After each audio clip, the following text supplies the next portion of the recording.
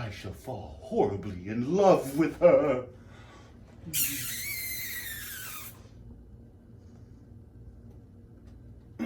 Ladies, and so to speak, gentlemen, someone suggested to my wife that it might be nice if I gave some sort of lecture here today, open to the general public, with the proceeds to go to charity.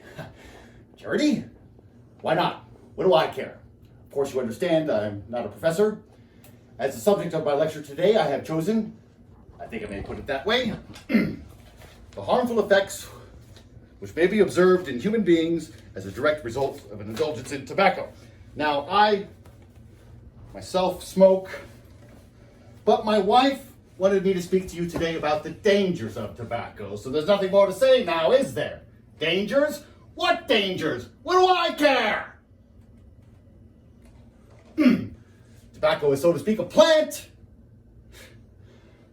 Now, I should point out, however, before we begin, that my wife runs a private boarding school and music school.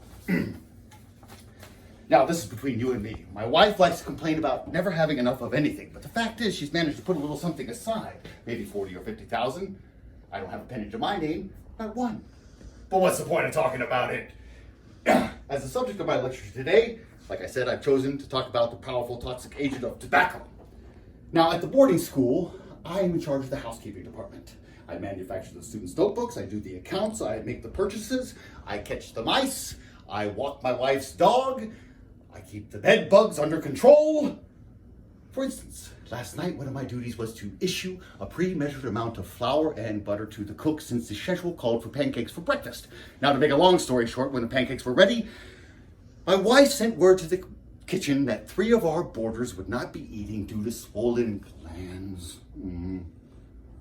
Too bad. Now, as a direct result of this, of course, we had a few extra pancakes. Now, what were we supposed to do with them? Well, at first my wife said to put them in one of the storage closets, but then she thought it over. Oh, she thought it over. Oh, she thought it over, and then she said, "Oh, go ahead and eat them yourself, you old bag of bones." That's what she calls me when she's in a bad mood. Bag of bones. Or sometimes, snake in the grass. Or sometimes, Satan. Now I ask you, ladies and gentlemen, do I look like Satan to you?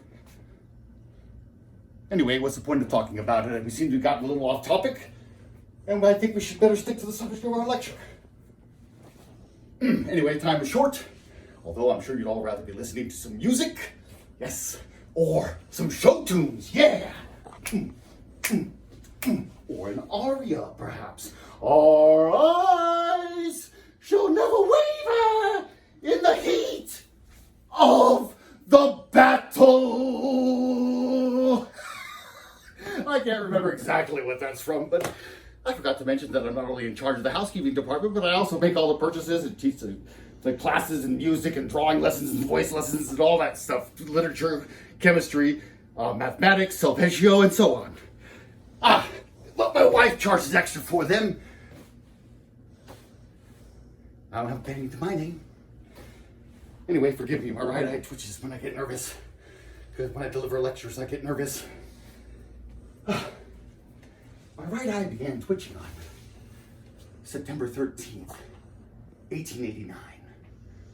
That was the day our 4th daughter, Barbara, was born. All my daughters were born on the 13th. And our house has 13 windows.